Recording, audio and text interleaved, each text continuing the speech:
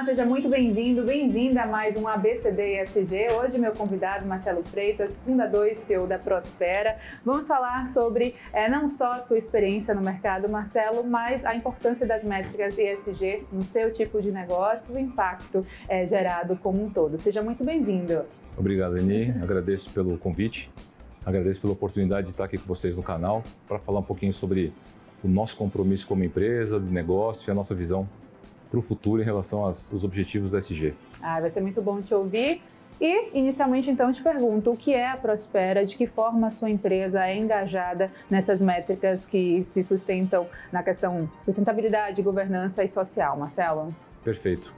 A Prospera, eu costumo dizer que ela é um movimento no qual, através de uma plataforma, através de uma tecnologia, a gente acaba incentivando, através de benefícios, o mundo ESG. Eu, particularmente, já tenho mais de 20 anos no mercado de energia. Comecei a minha trajetória lá em 1998. De 98 basicamente a 2017, o meu mundo era totalmente ligado para o mundo de tecnologia, voltado para a área de energia, onde eu atendia as grandes indústrias, as grandes empresas. Empresas que entendiam a energia como uma commodity, né? uma necessidade para operar e que tinham custos extremamente elevados. Então a nossa empresa do passado, né, o que eu fazia no passado, ela ajudava essas empresas a entrar no mercado livre, no mercado mais eficiente, sempre pensando em economia, escala, enfim.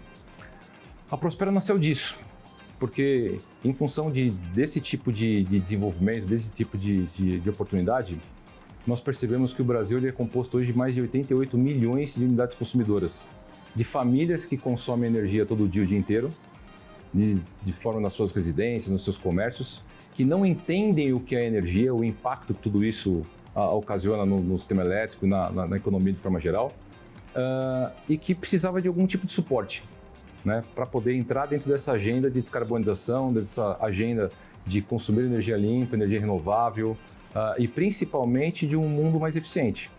A Prospera, basicamente, então, ela foi fundada em 2019, 2020.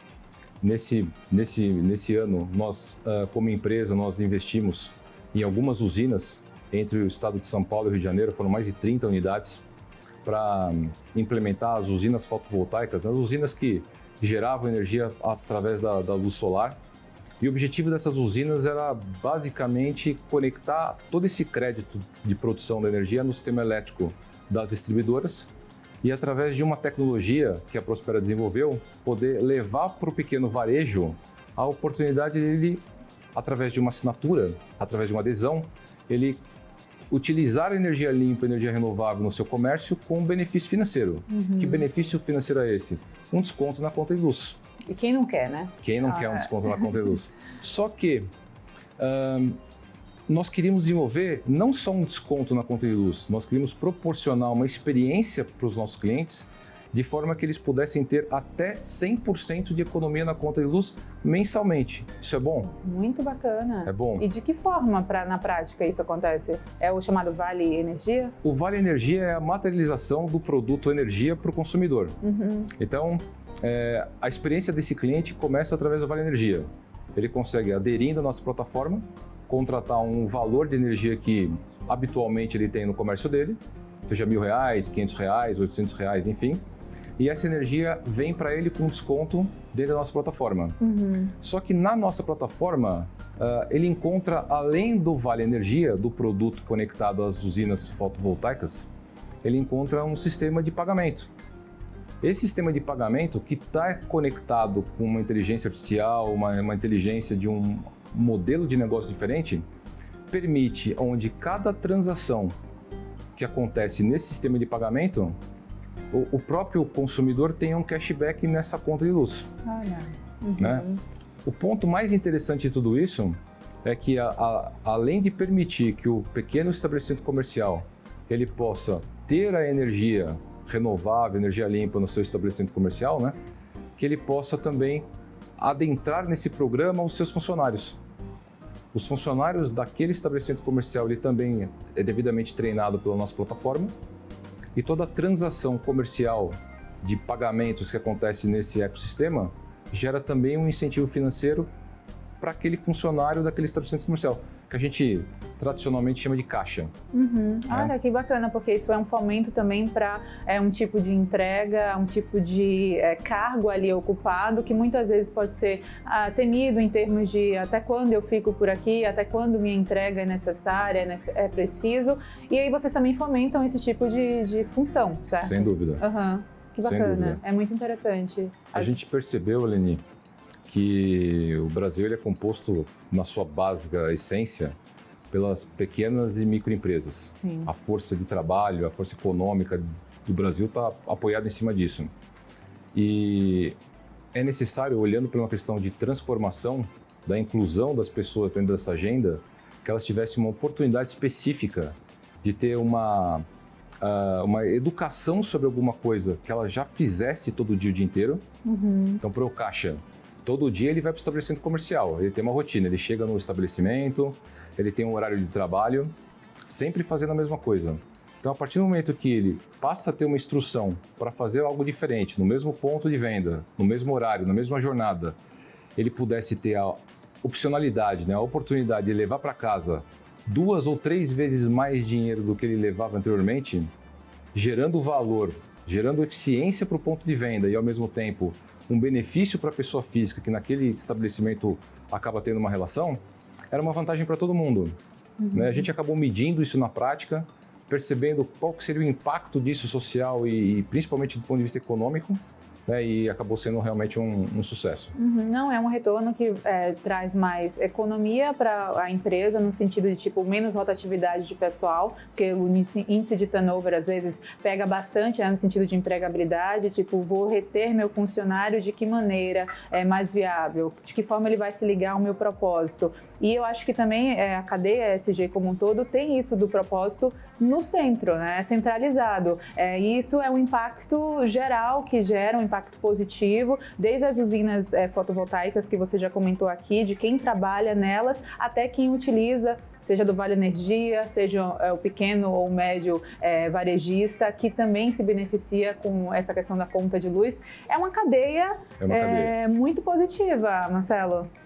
Exato. Muito bom ouvir essa experiência que vocês trazem, não só para dentro, mas também para quem utiliza esses métodos que vocês desenvolveram na governança principalmente. Falando em governança, a figura do líder, que eu acho que é fundamental também, né? Essa liderança mais horizontal que muitas vezes vem cada vez mais hoje em dia, traz essa aproximação do líder como exemplo, desde do mindset mesmo até mesmo nas ações feitas, certo? Como é que você se vê como líder da Prospera, como você se vê como líder nesse ambiente ESG cada vez mais comentado? Bom, eu costumo dizer que eu sou suspeito em dizer, porque eu sou fundador, sou CEO da Prospera, mas antes de qualquer coisa eu sou apaixonado pelo que eu faço. Eu tenho 2 grandes paixões na minha vida, que uma delas é as pessoas. Eu acho que as pessoas elas merecem todo o suporte para que elas possam ter uma vida melhor. E a tecnologia, que eu sempre acreditei que ela é meio, ela nunca é fim. Então, na nossa visão, do nosso modelo, da nossa empresa, no nosso movimento, a Prospera ela é o meio no qual as pessoas elas podem encontrar uma forma de transformação da vida delas, né? Seja através da questão da sustentabilidade, com respeito ao meio ambiente, da utilização dos recursos naturais, seja através da questão social, dessa inclusão das pessoas, do treinamento, da oportunidade, da fidelização do cliente no ponto de venda, do engajamento do colaborador, porque ele passa a ter uma vantagem, um benefício para poder fomentar essa economia circular e principalmente olhando para a questão da governança, né? Porque a gente sabe que existe um desafio enorme do ponto de vista econômico global. As empresas continuarem avançando economicamente, financeiramente, mas ao mesmo tempo trazendo para essa agenda a inclusão social, para evitar o abismo, né? Sim, claro. Agora, Marcelo, o Brasil tem essa dimensão gigantesca e diferenças regionais também. Como é que vocês olham para isso, principalmente quando a gente fala de energia através, né, do sol, a energia solar envolvida no processo também, né, da alternativa criada para a diminuição da emissão de carbono e todas essas questões ambientais que são preocupantes, principalmente a médio e longo prazo, se não curto também, porque a gente já vê que o mundo requer essa urgência no sentido de tipo consciência ambiental. Olhando para as diferenças regionais do Brasil, a produção de energia solar também a depender de cada região, não sei se tem um impacto direto, se você tem algum exemplo para dar em termos práticos. Tenho. Bom, tudo nesse tipo de mercado existem os seus desafios e as suas oportunidades. Os desafios são inúmeros, né? Basicamente, o investimento de uma usina fotovoltaica é um investimento bastante significativo. A gente está falando em alguma coisa como 5 milhões de reais a cada mega que é injetado ou de potência instalada que é implementado na rede das distribuidoras de energia. E o Brasil, por ser um país continental e principalmente ter uma população, uma quantidade de consumidores extremamente elevada, seria necessário uma capacidade financeira para implementação de usinas ao redor do Brasil bastante acentuada. Então isso seria um grande desafio. Mas por outro lado, a gente vive uma grande oportunidade que é o custo energético. A energia elétrica brasileira é uma das mais caras do mundo justamente por essa questão da dimensão continental do Brasil. Você tem de um lado uma empresa que gera energia, você tem uma transmissora de energia, você tem a distribuidora de energia, você tem o fio nesse meio do caminho, você tem os impostos no meio do caminho, você tem uma série de componentes que fazem com que o preço da energia que chegue na nossa residência, no nosso comércio, aumente ano a ano. E aí a questão que é o ponto de inflexão. Se a energia aumenta ano a ano, e a ano as pessoas estão perdendo poder econômico em função de inflação e uma série de variáveis, significa que isso está refletindo em inadimplência na conta de luz. Claro. Como a distribuidora de energia, ela, além do mandato de ser uma empresa que tenha o compromisso de entregar energia, mas ela é uma espécie de uma arrecadadora, se ela recebe menos contribuições, automaticamente ela vai repassar esse custo para aquelas pessoas que estão pagando. Então, automaticamente a tarifa da energia fica mais cara. Claro. Então é um ciclo que não tem fim. Não. Salvo se você quiser ou tiver a oportunidade de ter uma agenda positiva e inclusiva. Que é um pouco desse trabalho que a Prospera executa hoje. Pois é, salvo se tivermos então a Prospera e a atuação dela no mercado, como você conta aqui pra gente.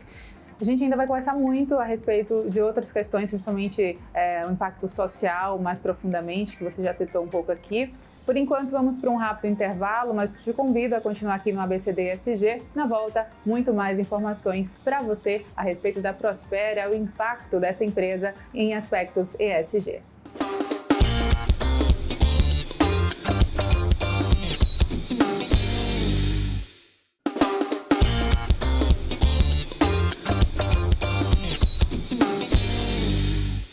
ABCD ESG de volta e o Marcelo Freitas que continua aqui comigo, hoje falando sobre a experiência da Prospera com essas métricas. Como eu disse, antes de irmos para o intervalo, voltamos e eu quero saber mais a fundo sobre o engajamento na questão social, sustentabilidade. Tem alguma experiência para contar para a gente a respeito? Como é que está como vocês estão, né, atuando nesse sentido? Perfeito. Bom, pegando esse ponto que foi colocado, o ponto social para nós ele é fundamental.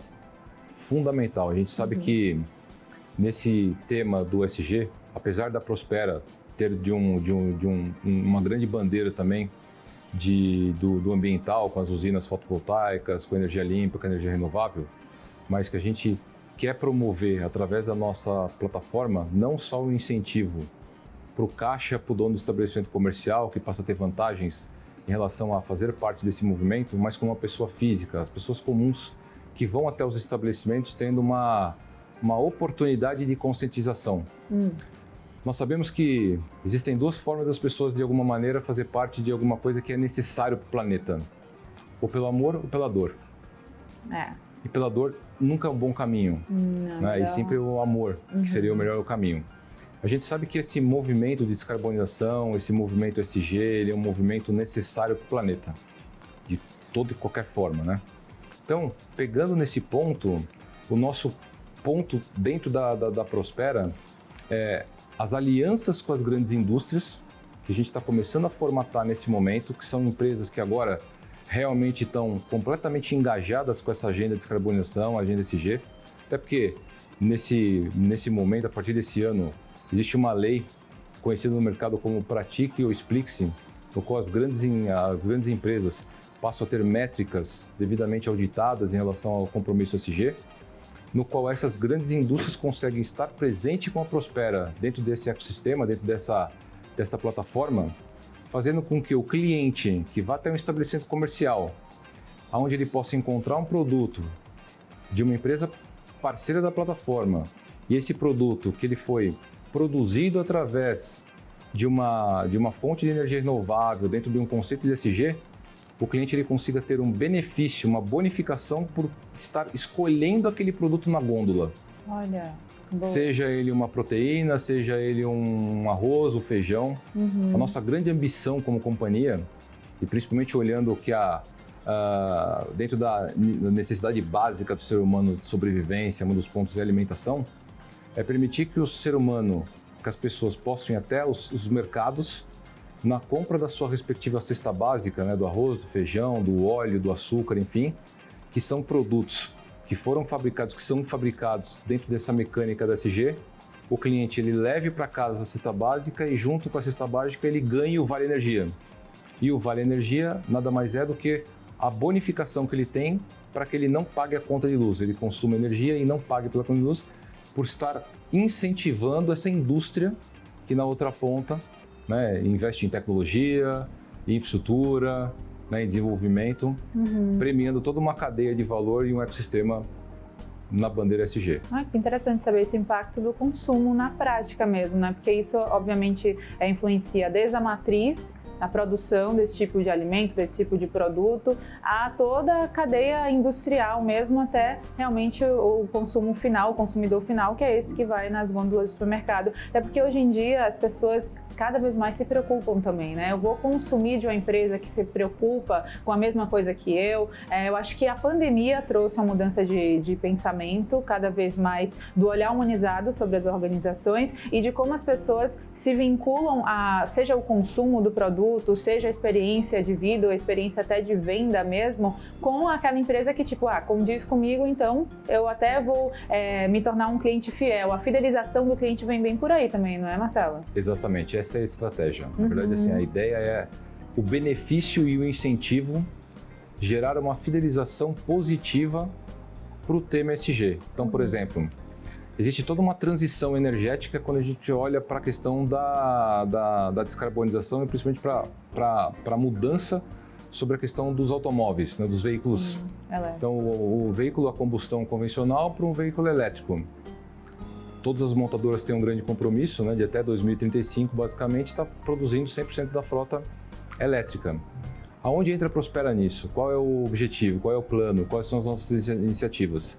Que o cliente que for numa concessionária, numa loja, comprar um veículo elétrico, que junto com o veículo elétrico ele saia da loja com um carregador elétrico, que ele vai conectar o carro dele na casa dele e que saia com o Vale Energia nominal daquela marca, incentivando o consumidor, né, fazer essa transição energética.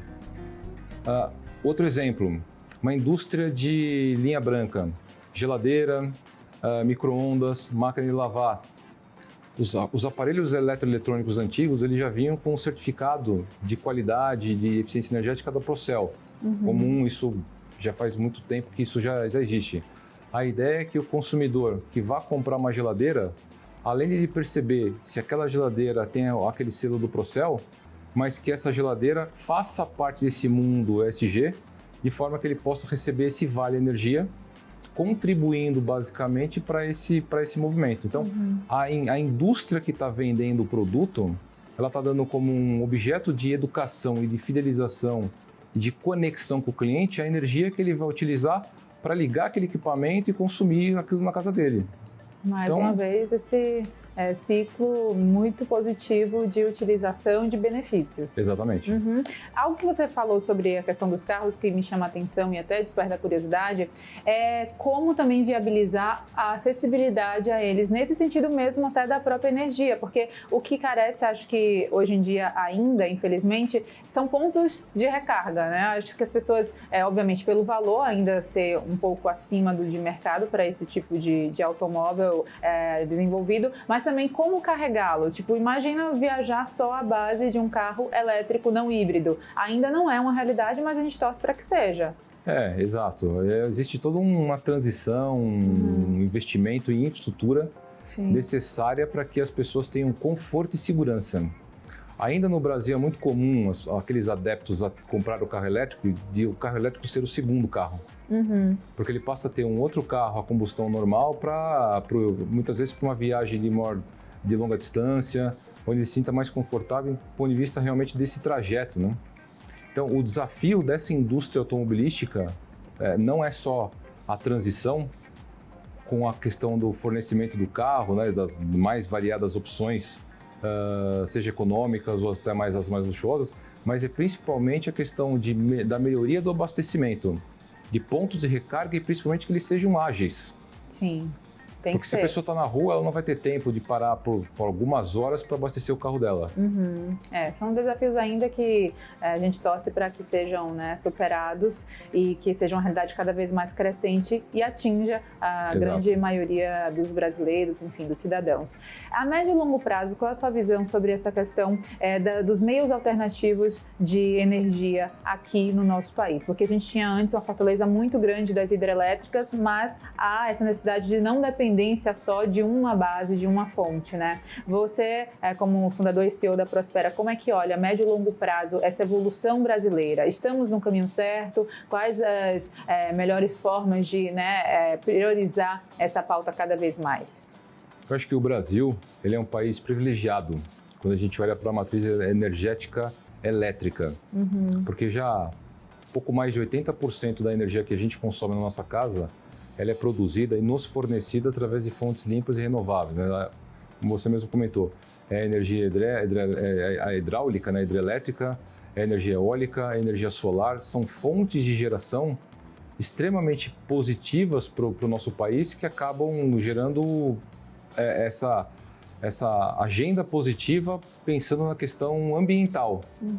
O desafio ainda, sob a minha visão, é o desafio do financiamento, do investimento, que o Brasil, como ainda é um país com elevadas taxas de juro, dificuldade de acesso a crédito, dificuldades de infraestrutura, políticas talvez públicas que permitam esse investimento, principalmente com linhas específicas, né, onde exista a possibilidade do pagamento sobre o investimento no longo prazo.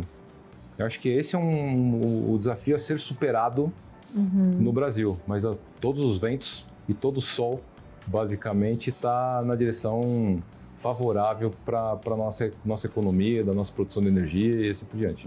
Que esteja, né? Vocês, inclusive, têm uma ligação com a Enel, certo? Como é a experiência? A gente, algum tempo atrás, dentro desse movimento, desse desenvolvimento de tecnologia, nós tivemos aí o privilégio de se conectar do ponto de vista de parceria com o Grupo Enel, que é uma das maiores empresas de energia renovável do mundo, que continuamente está sempre olhando para a inovação. Eles têm uma empresa no grupo, que é a Enel X, que levanta uma bandeira muito grande de descarbonização, de inclusão, descentralização, enfim.